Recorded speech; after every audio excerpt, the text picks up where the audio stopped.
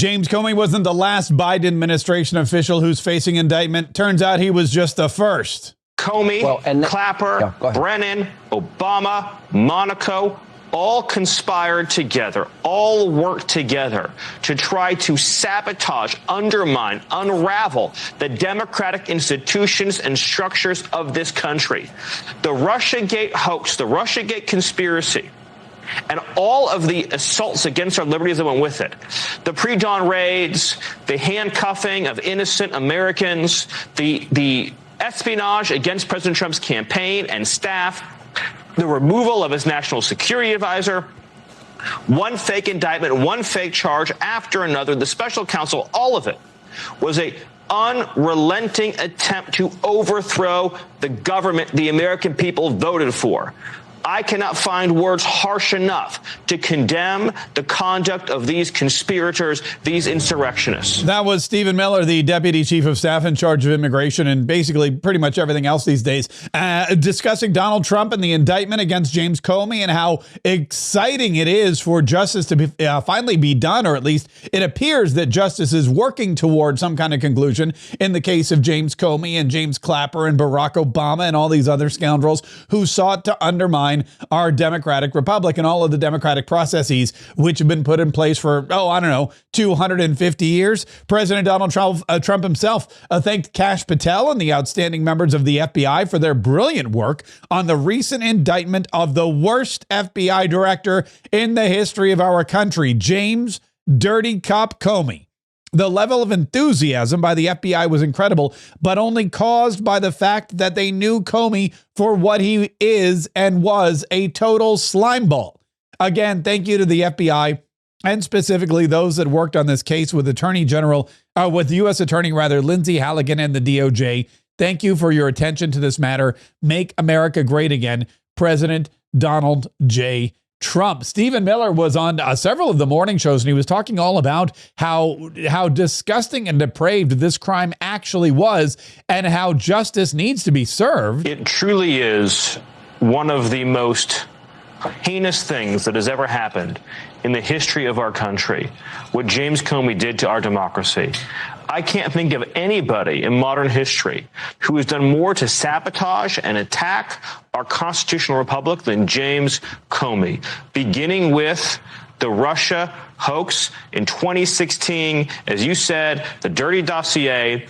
James Comey, as the head of the FBI, tried to lay a trap to remove a duly elected president from office, to imprison and incarcerate his political allies and friends, and to lead an actual coup against the laws and Constitution of the United States.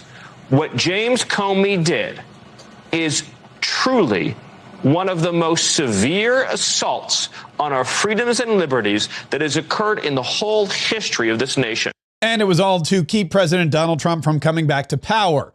Now that President Donald Trump is coming back to power, he's not going to let people get away with crimes. That's his job as president of the United States, is, to not let people get away with crimes. But the Democrats not only commit the crimes, they love the criminals, and they're working desperately to protect themselves. Pam Bondi has pointed out that this time it's not going to work. We know what crimes have been committed, and we are working diligently to bring these people to justice. And that's one of the reasons why Donald Trump thanked her and her department, including Kash Patel from the FBI. Whether you're a former FBI director, whether you're a former head of an intel community, whether you are a current state or local elected official, whether you're a billionaire funding organizations to try to keep Donald Trump out of office, everything is on the table. We will investigate you and we will end the weaponization. No longer will there be a two-tier system of justice. And we are working hand in hand, Director Patel and I, Todd Blanche, with our incredible intel community, Tulsi Gabbard, John Radcliffe, going nonstop around the clock. People will be held accountable. And that is something that Donald Trump promised, and that's one of the reasons why he got elected. He said, we're going to root out the deep state. We're going to get rid of these people who took over the government and use it to weaponize against their political adversaries, namely President Donald Trump. So it doesn't matter who you are, whether you're a former FBI chief, whether you're a former Department of National Intelligence chief, whether you're a former president, vice president, or whether you're a billionaire, George Soros, who's funding all of these anti-Trump propaganda and attacks, then we're going to come after you. That's something that President Donald Trump has been very adamant about. Also, over the weekend, President Donald Trump ordered ICE officials and Department of Homeland Security officials and, well, War Department officials into the war-torn city of Portland, where ICE was under constant attack by these crazed, lunatic, liberal protesters. He said, at the request of Secretary of Homeland Security Kristi Noem, I am directing Secretary of War Pete Hegseth to provide all necessary troops to protect war-ravaged Portland and any of our ICE facilities under siege from attack by Antifa and other domestic terrorists. I am also authorizing full force if necessary. Thank you for your attention to this matter. Donald Trump doesn't care who you are, doesn't care what rank you hold, doesn't care if you're a citizen, an elected official, or anyone else. If you're committing crimes against the United States of America, if you're attacking ICE agents, if you're attacking federal property, then you are going to be brought to justice and no one is going to stand in the way. Speaking of standing in the way, we are 2 days away from a big budget issue in the House of Representatives and the Senate. The House of Representatives passed the bill that is going to fund the government, the continuing resolution, the clean continuing resolution. And Steve Scalise says, look, there's absolutely nothing about this that the Democrats shouldn't pass, but, you know, it's in their hands. You know, we passed a bill through the House to keep the government from shutting down. Hakeem actually whipped his members to shut the government down. He voted that way. But luckily, we were able to get the bill passed. So right now it's over in the Senate, and it's on Chuck Schumer and Democrats in the Senate to keep the government from shutting down. And I hope they'll come to their senses and do that early next week.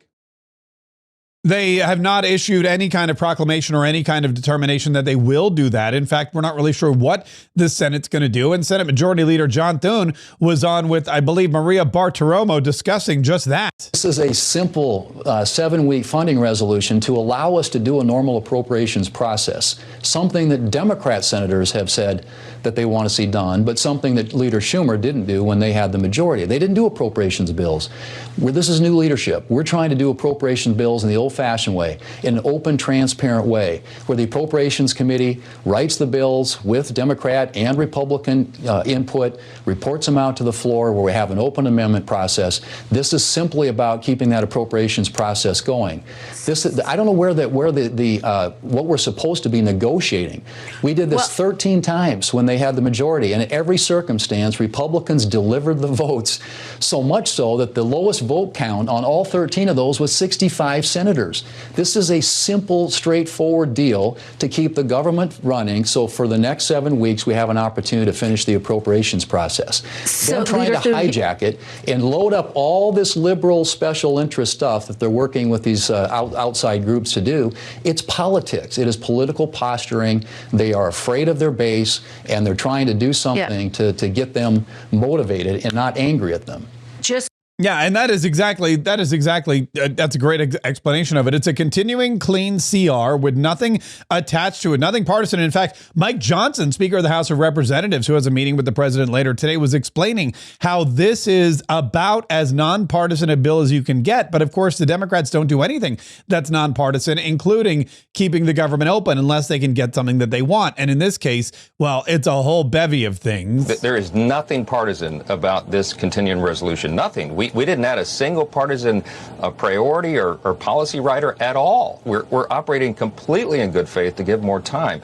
The only thing that would gut health care, using his own phraseology there, is if we took Hakeem Jeffries and Chuck Schumer's demand here, because they want to cut $50 billion from rural hospitals. That's the new fund that we added in the big, beautiful bill, the Working Families Tax Cuts that we passed just a couple months ago. They want to gut that. They also want to hold up all this funding that I listed. I mean, the WIC program is something that we all champion for women, infants, and children nutrition. That would be held up. So it's exactly the opposite of what Hakeem is talking about. The Obamacare subsidies is a policy debate date that has to be determined by the end of the year, December 30th, not right now, while we're simply trying to keep the government open so we can have all these debates. Yeah, J.D. Vance, Vice President of the United States, was a little more direct about it. And he said, look, here's exactly what the Democrats are trying to do. They're trying to take money away from Americans, give them to their favorite people in the entire world, illegals. Last question, Vice President. You know,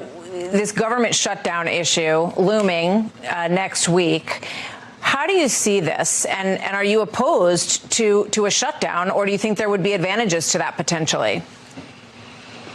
Well, look, we don't want to shut down the government, Martha, but it's really up to the Democrats. Under our system, you need 60 Senate Democrats to vote for the clean continuing resolution that the president and House Republicans have put forward.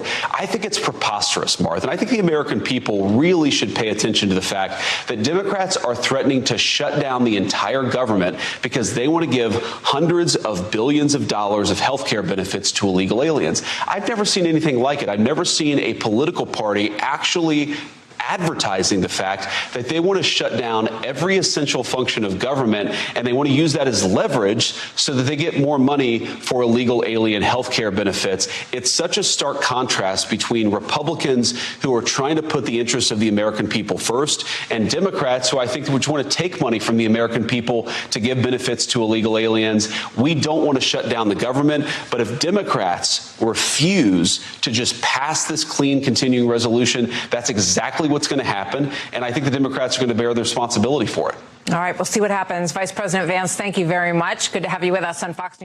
We will see what happens. We're going to watch very carefully today and tomorrow. There's, like I said, a big meeting there's a big meeting today at the White House, and we're going to see if the Democrats will come to their senses, if they'll be able to rally the votes. As you pointed out, 60 votes are required, so that's a handful. That's 6 or 7 Democrats that are needed to vote with the Republicans and keep the government open. One of those votes will be John Fetterman, who again is the most sensible Democrat. Again, if I had a dime for every time I had to say John Fetterman was the most sensible Democrat, I wouldn't have to do this podcast anymore. But John Fetterman said, look, shutdowns are bad, and the Democrats are not doing anybody any favors, let alone themselves. Where are you on this issue, and do you expect a government shutdown Tuesday night? Where I'm at, where I've always been, and I will always remain on, is it is always, always wrong to shut our government down. That is a core responsibility. I'm always going to vote against those things. All right, so there we go. John Fetterman's on board, but now we need a handful of others. I don't know how many other Democrats have had strokes and maybe would act commonsensical and not shut the government down, but that's at least one. That's a starting point. This, of course, goes through Tuesday night. By October 1st, they need to have some kind of deal. It's passed the House. We're waiting on the Senate. We're waiting to see if Chuck Schumer comes to his senses, if the Democrats cave, or if they're going to continue to use this as a political ploy to try to garner favor and curry some kind of votes for the midterms, which I don't see how this benefits them. But again, I'm not a Democrat. I don't think the way Democrats do. I have no idea what they're talking about. Also, President Donald Trump back in Washington today after a very exciting weekend. And we will continue to cover the White House. We'll continue to cover all the news that's popping up and coming out whenever Donald Trump makes some kind of proclamation, or if he's signing something at the White House, if there's a press conference. All of that is covered, not just here on the 47 Daily Podcast, but on our second daily podcast, Mark Kaye Saves the Republic, which we broadcast every day live at 1 p.m. Eastern time, 1 p.m. Eastern. You can watch us live, or if you prefer to listen on your time, at your leisure, then all you have to do is go to markkaye.com, click the big red button that says I want the podcast, download, subscribe, listen, and enjoy.